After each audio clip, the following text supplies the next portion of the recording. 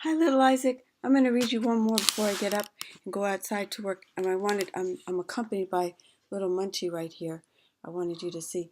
Munchie, Munchie, Isaac can't see your face. Okay, well, you will see her face another time. I'm going to read you a book that has a lot of words, not as many pictures, but I think that'll work well for this format. It's called April's Kittens, and the author is Clare Turley Newberry. April's Kittens. And right there is a cute little picture of a kitten.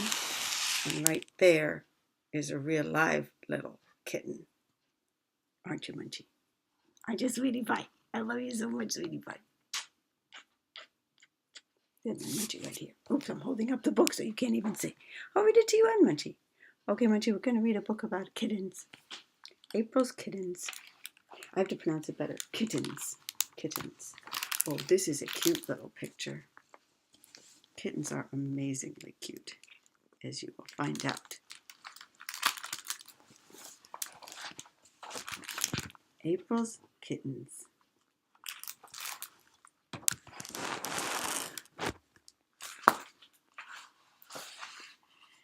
Story and pictures by Clare Turley Newberry.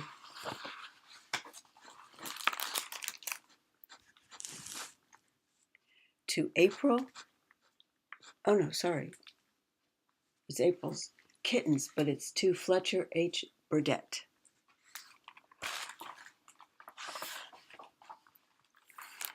There was once a nice girl named April who lived in New York City with her mother, her father, and a black cat named Sheba. Nobody has much room in New York because so many people are trying to live there at the same time. So April and her mother and father and Sheba lived all crowded up together in a very small apartment. It was so small. Why don't you just reach for that kitten? It was so small that there wasn't even room in it for April to have a real bed. And although she was 6, she still slept in a crib.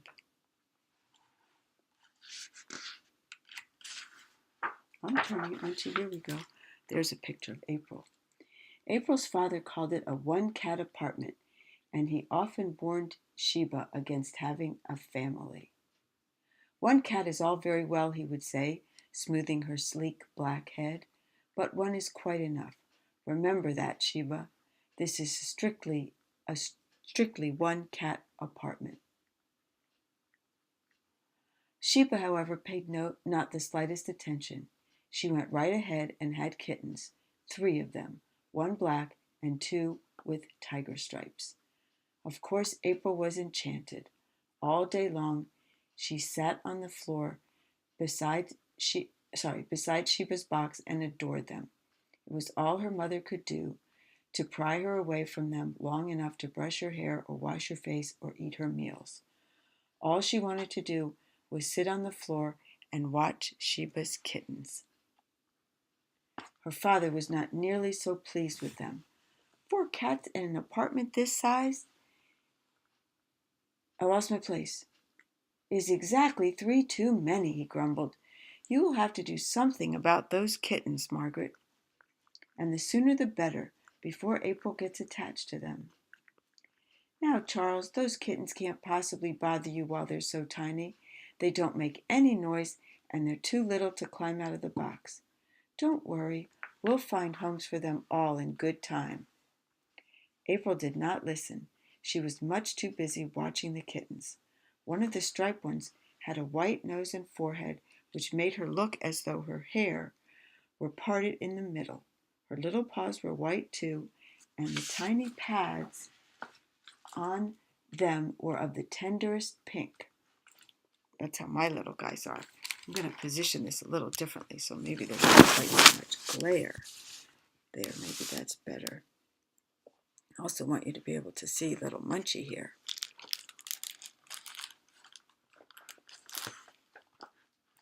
How are we going to do this? There's little Munchie. It was plain to her that Daddy was mistaken about there being room in the apartment for only 1 cat. Here they were with 4, and how much more delightful life was for everyone.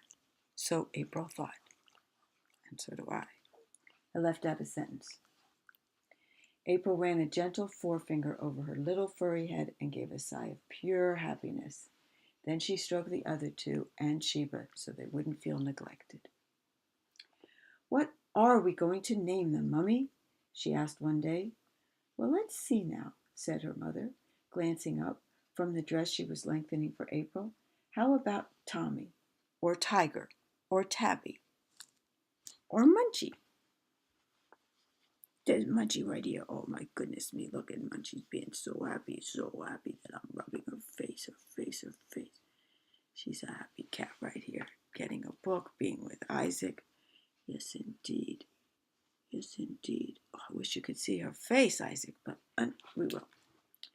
April considered, frowning seriously. Then she shook her head. "No, Mummy, I don't like any of those." "Well, then, how about Midge, or Mouser, or how about Midnight for the little black one? Do you like that one?" "No, Mummy, I don't like any of those either," said April to each suggestion, and she begged her mother to think of some more names. This went on for days. At last her father took a hand. "I'm going to name those kittens myself, here and now, and get it settled," he announced one morning, and he strode across the room to the kitten box. The kittens already had their eyes open and were busily crawling over, under, and around Sheba and each other. It was certainly high time they had names.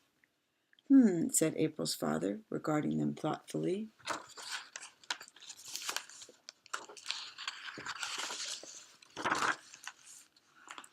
He tickled the black one's fat little tummy, and they all laughed to see it stretch and yawn, showing a pink-lined mouth and the tiniest white teeth in the world. "Kitten, I name you Charcoal," he said impressively, and April giggled her approval. He touched the next kitten, the tiger-striped one without any white on it. "Kitten, I name you Butch." "Daddy, you're good," laughed April. "He looks as if his name was Butch." "His name is Butch," said her father firmly, and then he touched the third and last kitten, the sweet, white-faced one, with her hair parted in the middle. April caught her breath. "Oh, Daddy, do be careful of that one." "Here goes," said her father. "Kitten, I name you Brenda." "There you are, April. Charcoal, Butch, and Brenda."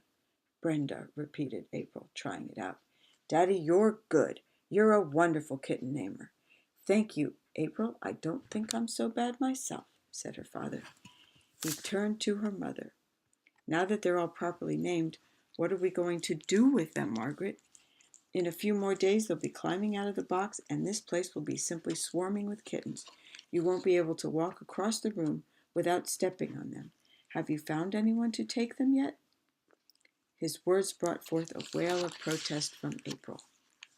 "Oh, Daddy, aren't we going to keep them?" "Charles, dear," murmured her mother, "that wasn't tactful." I know," he said hastily, with an uneasy glance at April's face. "Well, Margaret, I told you in the beginning you'd better do something before she got attached to them. Now what are we going to do?" I'm going to pause the book there, and I'll go back to it. I'll go back to reading it later because I have a few things to do with my day, but I wanted you to see little Munchie one more time. But Munchie just saw something outside. Munchie, can you just, oh, look now in this light, you could see Munchie's beautiful stripes, her tabby stripes, and her beauteous little face, and her desire to get down. Okay, I love you, Isaac. I love you so much, and I hope you have a wonderful day. Bye-bye.